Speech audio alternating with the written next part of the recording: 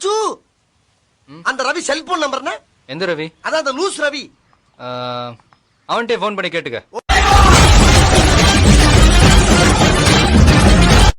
Perumal number.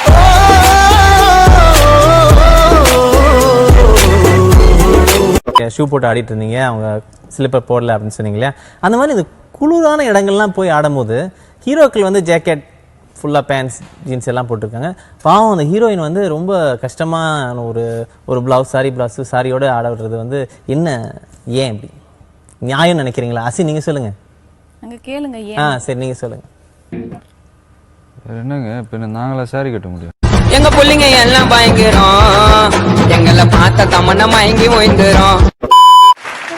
Sir இங்க இருக்கிறதுல யார் உங்களோட close friend? Director Vijay sir, Amala Paul ma'am, GV Prakash, யார் உங்களோட க்ளோஸ் ஃப்ரெண்ட்? அது தெரிஞ்சு இப்போ நீ என்ன பண்ண போற?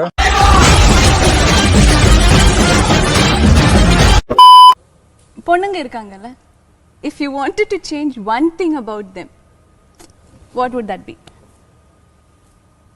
பயங்கரமான கேள்வி. அது கொஞ்சம் தமிழ்ல சொல்லுங்க. எனக்கு என்ன இங்கிலீஷ் புரியாதா?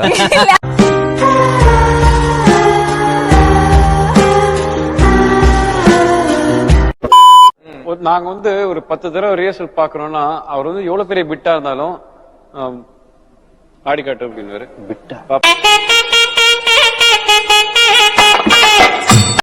கண்டிப்பா நீங்க டைரக்ட் பண்ணீங்கன்னா அசின் கண்டிப்பா நடிப்பீங்கல்ல? தெரியல, அவங்க சல்மான் கான்.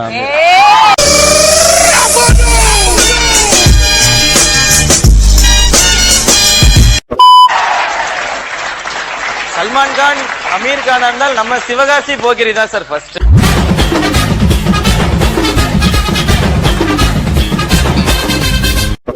இப்போ முக்கியமான கேள்வி, இதுக்கு நீங்க வந்து கண்டிப்பா பதில் சொல்லுங்க சார். ஆன் ஸ்கிரீன்ல சங்கீதா மேம் வந்து நீங்க யாரோட நடிக்கிறது வந்து ரொம்ப நல்லா இருக்கு அப்படின்னு சொல்லுவாங்க.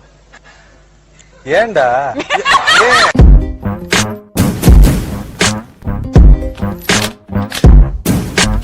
ஆடுறது நடிக்கிறது, இதுல எது கஷ்டம்? பாடிக்கிட்டு ஆடிக்கிட்டு நடிக்கிறது ரொம்ப கஷ்டம். எங்க பிள்ளைங்க எல்லாம் பயங்கரம், எங்களை பார்த்த தமன்னா மயங்கி ஓய்ந்துரும். ஒரு ஆள் இல்லாத தீவுல தனியா மாட்டிக்கிட்டீங்க, என்ன பண்ணுவீங்க? தனியா இருப்பேன். I'm just a regular, everyday, normal motherfucker. I told you in the first song, I'll tell you in another. Okay, இப்போ நான் பேசணும்.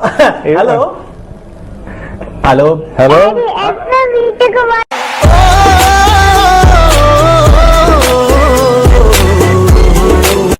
அப்புறம் இந்த 11ஆம் நம்பர் பெரியவருக்கு பைல்ஸ் மூலம், அதுக்கு களிம்பு போடு. அப்புறம் இந்த 3ஆம் நம்பர் பெரியவருக்கு செம்ம ஜோக்கு சாயந்தரம் வந்த உடனே ஞாபகப்படுத்தி சிரிக்கிறேன்.